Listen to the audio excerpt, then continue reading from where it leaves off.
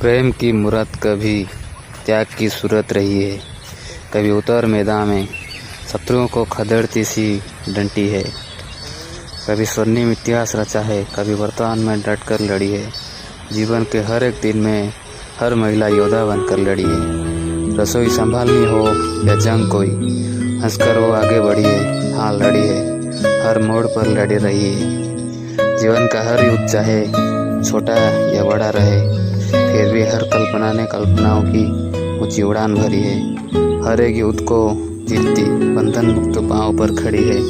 मेरे देश की हर एक योद्धा महिलाएं विजय पताका थामे मर्दों से भी आगे खड़ी है। तुमने इतिहास रचे हैं, वर्तमान को फिर से स्वर्णिम इतिहास बनाना भूलना नहीं, क्योंकि मेरे देश की हर एक योद्धा महिलाएं जीवन के हर युद्ध क्षेत्र में विजय पताका थामे मर्दों से भी आगे खड़ी है।